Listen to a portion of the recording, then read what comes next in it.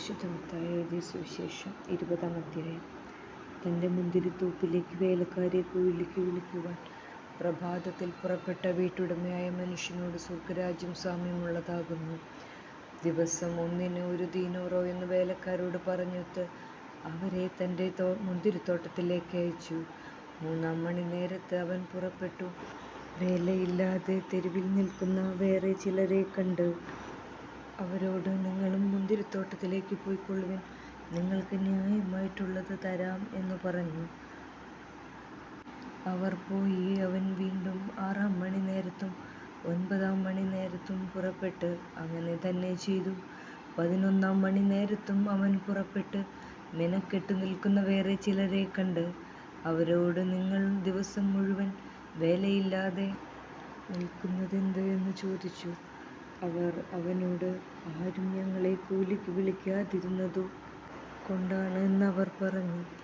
അവൻ അവരോട്, നിങ്ങളും മുന്തിരിത്തോപ്പിൽ പോയിക്കൊള്ളുവിൻ, ന്യായമായത് നിങ്ങൾക്ക് കിട്ടും എന്നു പറഞ്ഞു. സന്ധ്യയായപ്പോൾ മുന്തിരിത്തോട്ടത്തിൻ്റെ ഉടമസ്ഥൻ തൻ്റെ ഭവന വിചാരിപ്പുകാരനോട്, വേലക്കാരെ വിളിച്ച് അവരുടെ കൂലി കൊടുക്കുക, അവസാനം വന്നവൻ തുടങ്ങി ആദ്യം വന്നവൻ വരെ എന്ന ക്രമത്തിൽ കൊടുക്കുക എന്ന് പറഞ്ഞു. 11-ാം മണിനേരത്ത് വന്നവൻ വന്ന് 1 ദീനാറോ വാങ്ങിച്ചു. ആദ്യം വന്നവൻ വന്നപ്പോൾ അവർക്ക് കൂടുതൽ കിട്ടുമെന്ന് വിചാരിച്ചു. അവർക്കും ഓരോ ദീനാറോ കിട്ടി. അത് വാങ്ങിയിട്ട് അവർ വീട്ടുടമസ്ഥനെതിരായി പിറുപിറുത്തു.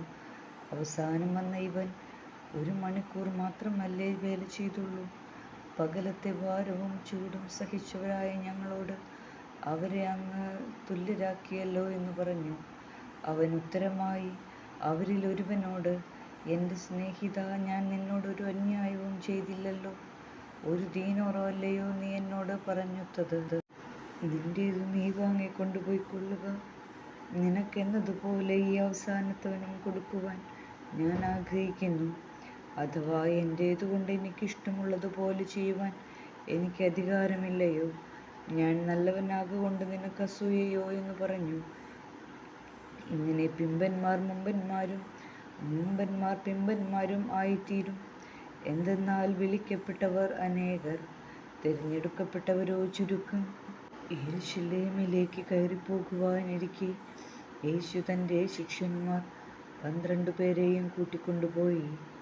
വഴിയിൽ താനും അവരും മാത്രമായിരിക്കെ അവരോട്, ഇതാ നാം യെരൂശലേമിലേക്ക് കയറുന്നു.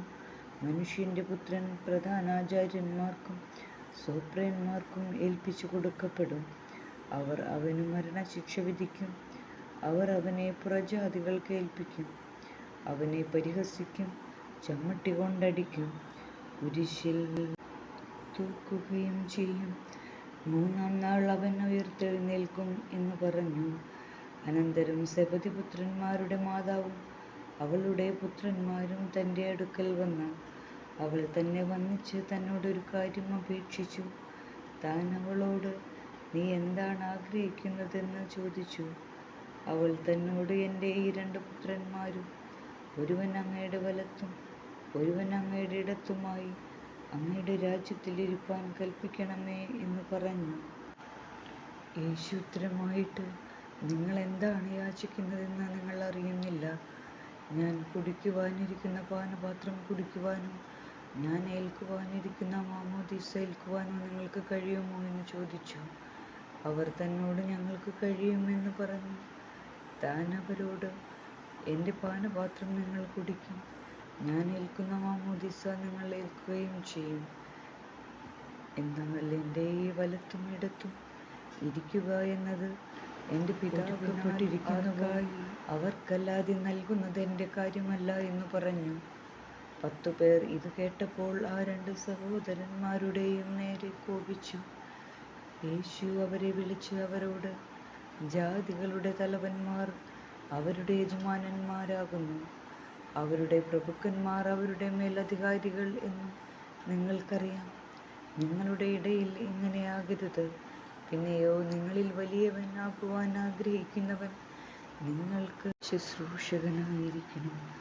നിങ്ങളിൽ ഒന്നാമനാകുവാൻ ആഗ്രഹിക്കുന്നവൻ നിങ്ങൾക്ക് ദാസനുമായിരിക്കണം. മനുഷ്യപുത്രൻ വന്നത് ശുശ്രൂഷിക്കപ്പെടുവാനല്ല, ശുശ്രൂഷ ചെയ്യുവാനും അനേകരുടെ വീണ്ടെടുപ്പിനായി തൻ്റെ ജീവനെ കൊടുപ്പാനുമായിട്ടാണ് എന്ന് പറഞ്ഞു. യേശു യെരിഹോയിൽ നിന്ന് പുറപ്പെട്ടപ്പോൾ വളരെ പുരുഷാരം തൻ്റെ പിന്നാലെ വന്നുകൊണ്ടിരുന്നു. വഴിയരികിൽ 2 കുരുടന്മാർ ഇരുന്നിരുന്നു. യേശു കടന്നു പോകുന്നുവെന്ന് അവർ കേട്ടപ്പോൾ, കർത്താവേ, ദാവീദ് പുത്രാ, ഞങ്ങളോട് കരുണ ചെയ്യണമേ എന്ന് അവർ ഉറച്ച ശബ്ദത്തിൽ വിളിച്ചു പറഞ്ഞു.